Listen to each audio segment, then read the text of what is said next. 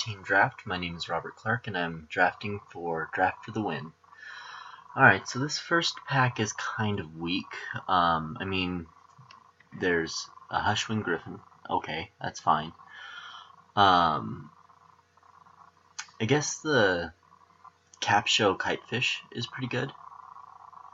So I think I'm going to actually grab that, although first response... Nah, not very good. Kitefish is better. Incrust is also pretty good. Typhoid Rats is pretty decent, and Heliod's Pilgrim can be ridiculous. But I think that the Kitefish is just the very best card in this entire grouping, especially since it does a very nice ETB with everything. The Hushwing Griffin does kind of put a nix on that, but I can kill the Hushwing Griffin if I get a second color that's good at doing that kind of thing. So the Kitefish is pretty awesome. Speaking of colors that are pretty good at that, Constricting Sliver is pretty awesome. Stroke the Flames is also really good. And the red-blue is actually surprisingly powerful. But there's also a Nimbus of Isles, so it's like, what do I really want to be doing? Do I want to be trying to go blue-red? Do I think Nimbus of the Isles is good enough to go into a Capsho Kitefish deck? I mean, that does give me 2 flyers. They're pretty powerful. But the Constricting Sliver is good on its own and can be ridiculous if I get others. However, it is a second 6-drop. Stroke the Flames is also pretty good. It's removal, and you know, I think that I need to take the Nimbus of Isles and just cut the blue. Yes, I know I'm going slow, but this isn't much faster than this. And I would like to stay open as long as possible. Okay, so in this pack, there's a Void Snare, which is acceptable. There's Military Intelligence, which could be pretty decent considering I'm running flyers. Resolute Archangel is actually pretty good, and since I'm already looking to be building a slow deck, this may be the card that we want. Oppressive Raise is like a Naturalize. You put it on something that they're going to be using an activated ability on over and over again to make the activated ability much worse. But I think that the Resolute Archangel is pretty good, as long as I can build up enough of an early game. Statue of Denial, not exactly my favorite, and Void Snare is just not doing it for me, so Resolute Archangel, definitely. Stain the Mind is good, but Congregate is just amazing. It is unfortunate that we're passing a Razorfoot Griffin. The red seems actually kind of open here also, still. Shrapnel Blast, Thundering Giant, Lava Axe are all fairly decent red cards. Maybe we can make some people fight over red in the coming packs and take the Congregate here. Well, Shield of the Avatar is terrible. There's another Nimbus of the Isle that I could take, but I like Chronostutter better. And while yes, the Blood Host can be pretty decent for the black deck, Chronostutter can deal pretty well with Blood Host and various sundry other things, so we'll take the Chronostutter. Okay, so between Negate, Glacial Crasher, and Boneweaver Giant, kind of... Oh, and Pillar of Light. Okay, Pillar of Light actually seems really good with the cards that I've been passing. Plus, it's an early drop. Negate will be nice if I can table it, but if not, maybe I can table the Tyrant's Machine, but I'll take the Pillar of Light here. I think that I want that most. Well, diffusion sliver. I mean, it's not awesome, but maybe we play it. There's a blast firebolt in here. Staff of the Mind Magus is an acceptable sideboard card, but we may even get past this instead of the mountain. We'll take the sliver. We don't have any early drops. We're going to take the Aeronaut Tinkerer and hope to get at least one of the Tyrant's Machines. Okay, we're not going to play Fugitive Wizard, and since there's nothing else for us, we can take Profane Memento.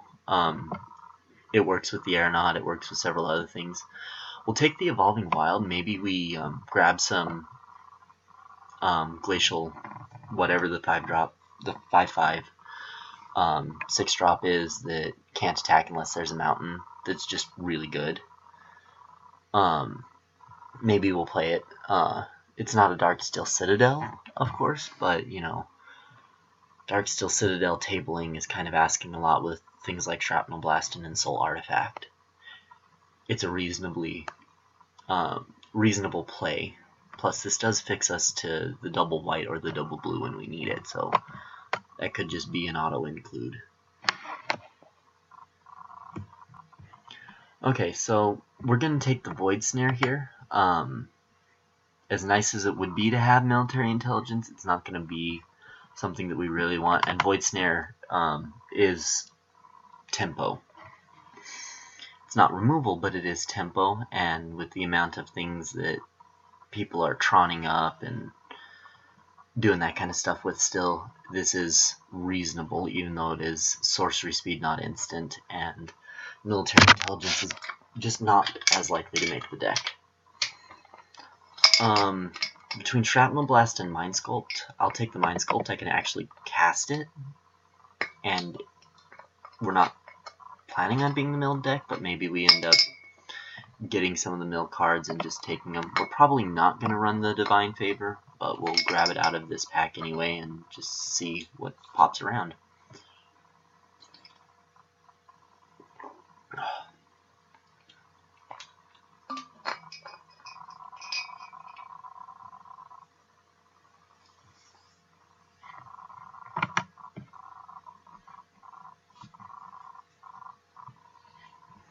This can actually be a kind of insane combo right here.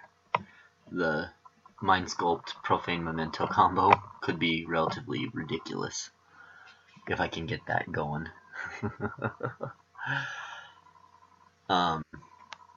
There's the Tyrant's Machine. We're very happy to pick this up. Working very nice with our Tinkerer and kind of pushing us into the late game. Okay, so we weren't given the Staff of the Mind Magus. Kind of sad about that, but it's not the end of our world. We could pick up either the Sun Magus or another one. Okay, so the Chasm Stalker just really impressed me the last time I drafted. It did an amazing job against me in a deck that looked kind of similar to mine. I mean, it was running some bigger creatures than what I'm running. But it's just super effective, and if I can get some divinations or Jace's Ingenuities or anything like that, this is just going to be amazing.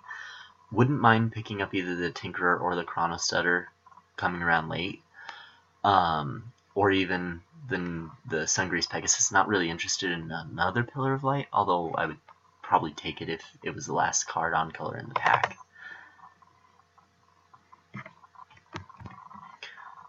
Okay, so in this pack we have a Quickling, an Encrust, and a Durable Murklurker. And Durable Murklurker might be decent with Evolving Wilds, but Encrust is just really good, although Quickling is pretty decent also. I don't know that I have... I guess with this and this, it's pretty good. Do I risk passing up the Encrust for the synergy? No, I think I want the Encrust in the deck more. As good as Quickling can be, I think Encrust is better, and we probably won't see this come back around, but that means that we'll see either this, or this come back around, so we're happy about that. The Bone Weaver Giant is like whatever. Not looking to be playing it, although if we do get it, we can use it to search up an Encrust, which is reasonable. The Paragon is the obvious pick here. Midnight Guard and Solemn Offering are both fine cards, but the blue Paragon is just awesome in our deck. Plus, we're kind of low on 4-drops. Ooh, Ensoul Artifact. We want this. As good as Sanctified Charge is, Ensoul Artifact is way better. And if we see a Darksteel Citadel, we are definitely taking it without question now. Especially seeing as there's Aeronaut or Tinkerers roaming around. The Ensoul Artifact is going to be pretty awesome. Peel from Reality is a really good combat trick. It's also a fairly decent tempo play, especially with things like Resolute Archangel and Capsho Kitefish. So Peel from Reality is going to make me very, very happy. I wouldn't mind picking up a late Solemn Offering. Not looking to pick up a Tormund's Crypt or a Radiant Fountain. I'm not in a deck that can really run more than 2 colorless lands, which Evolving Wild and Radiant Fountain essentially are. And if I get a what's it called?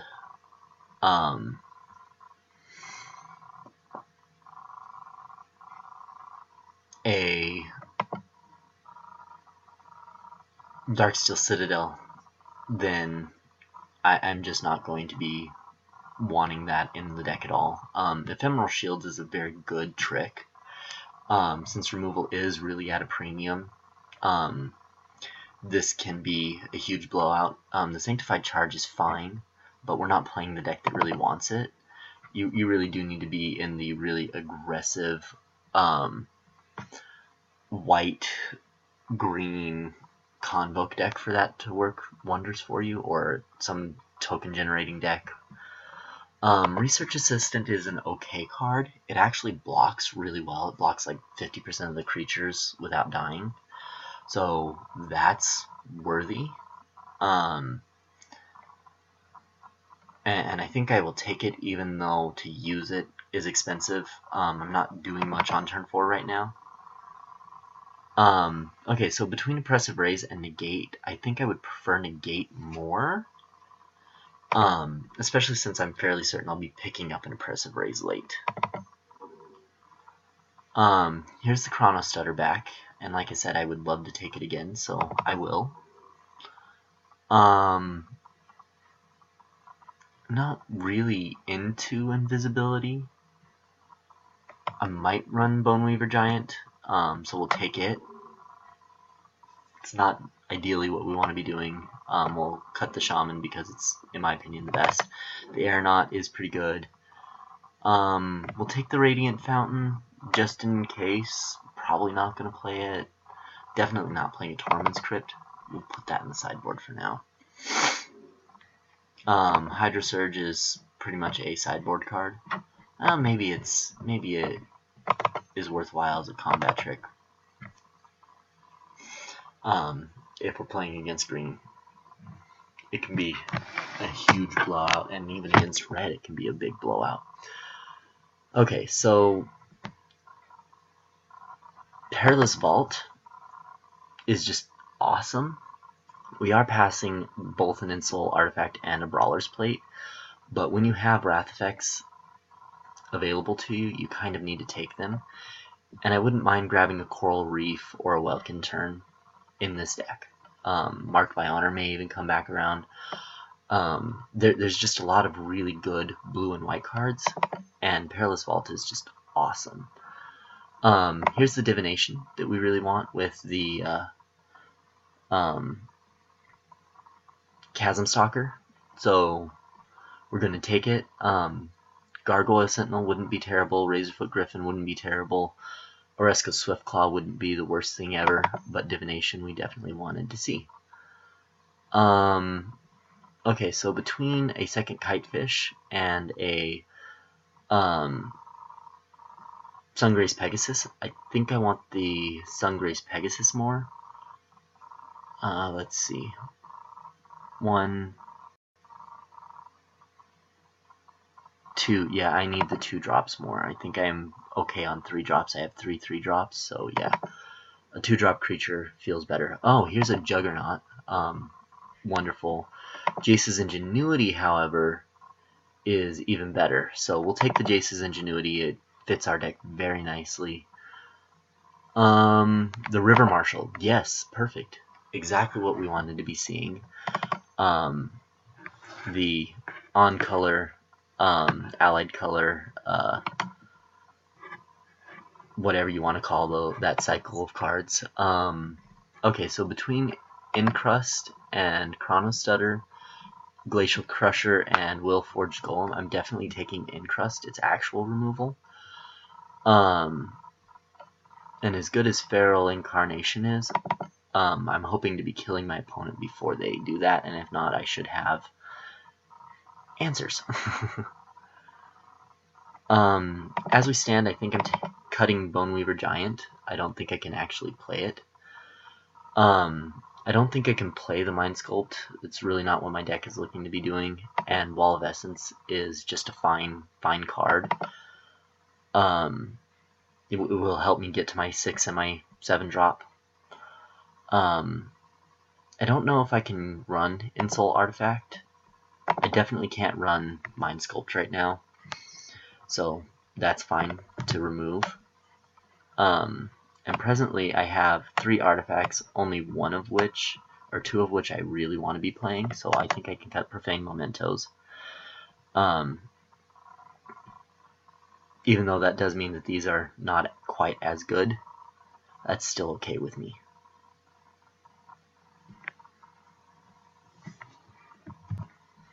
Okay, so between another Chronostutter, Sanctified Charge, and Tireless Mercenary, can't really do another 6-drop. A 5-drop that gains me life actually feels pretty decent, so maybe we take this.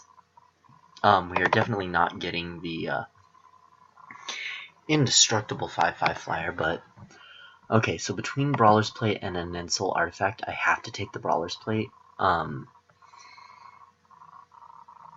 Simply because I can actually use it, and Insult Artifact is good, but it doesn't work in a deck with only 2 artifacts, so Brawler's Plate it is.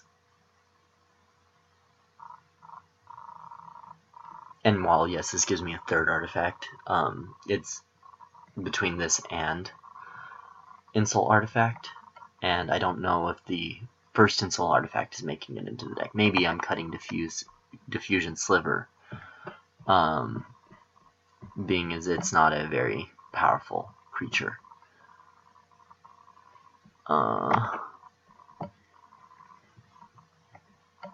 The nice thing about Divination and Jace's Ingenuity means that I have lots of extra card draw in my deck. Kind of want to look at my removal packages, so I'm going to kind of pile creatures together, or my spell packages. So like removal goes over here.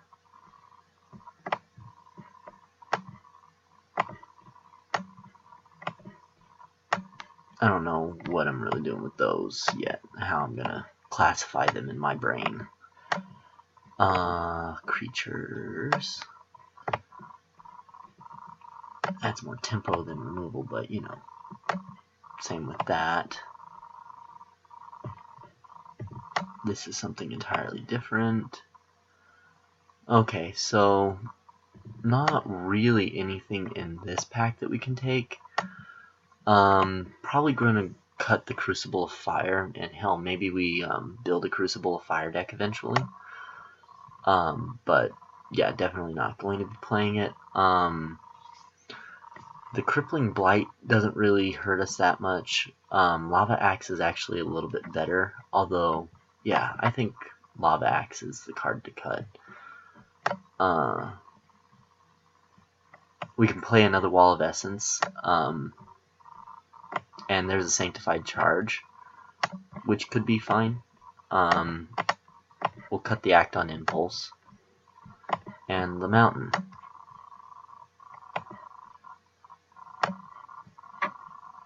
You kind of go with you guys. You're a creature, you kind of go here, you kind of go here, you go here. Both of you actually go there. So I have a lot of removal, which is wonderful. So it's really going to be about which removal do I play and which creatures do I play with it. Seeing that I have a Wrath effect, Sanctified Charge is actually worse. Seeing that I have that I want to be drawing cards in lots of places, these are awesome. Okay, so let's look at hard removal versus situational removal and tempo. Okay, so tempo goes right there. This is pretty much hard removal, even though, well, this is situational and this is tempo. Hard removal, situational, tempo. Hard removal, situational, situational, tempo, situational, situational, tempo. Okay, so yeah, we're gonna move Void Snare to the sideboard and Hydro Surge to the sideboard right away. This is going to go in a maybe pile.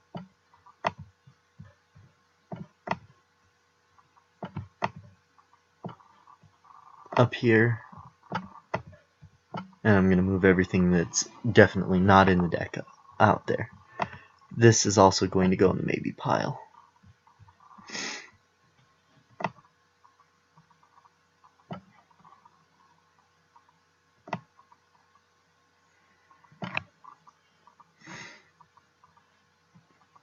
Okay.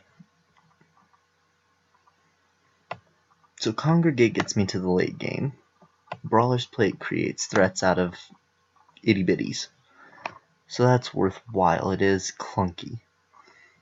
I think I'm gonna keep Pillar of Light because it is going to answer their bombs.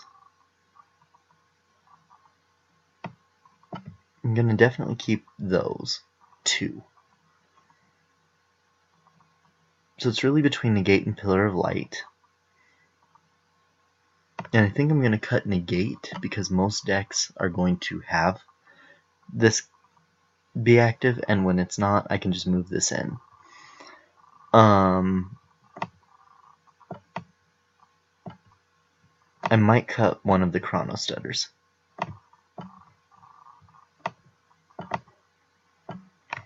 So that gives me 9. If I cut this, and I keep this, are there any creatures that I want to cut?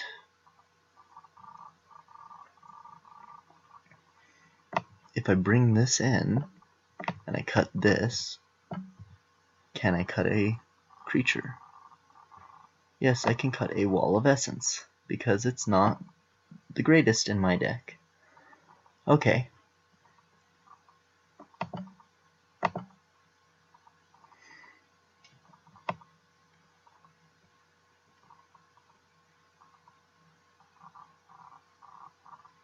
And the only creature that... There's only 2 creatures out here that are really even a consideration. And they're both right here.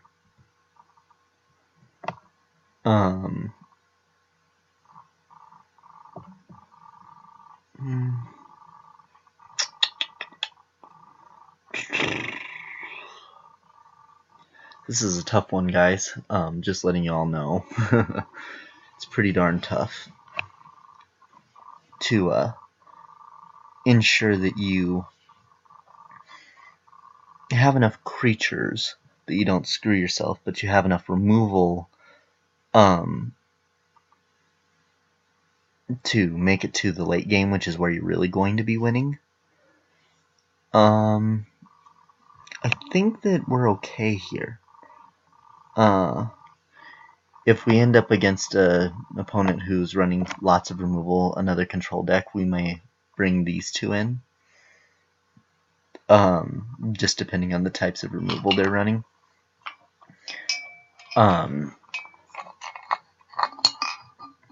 And if we're running against a deck that has no ability to destroy artifacts or enchantments, maybe we will run Insult Artifact. That's usually going to be your blue-black deck. Granted, they can bounce if they're in blue, but let's add land. Actually, it is telling me 10-6, but let's sort by color and combine groups. So I'm at 13 and 7, but I have double white, Pillar of Light, Congregate. My early drops are pretty much white. Let's just double check that. Yeah, I have one blue creature in the early, but then I get to blue here. I think we're going to be pretty close to 9-7 instead of 10-6. I don't think that that is bad, especially since the Evolving Wild can get me to the double white or the double blue, and Divination and Jace's Ingenuity are going to help with that also. So we'll submit this deck. See you in round 1.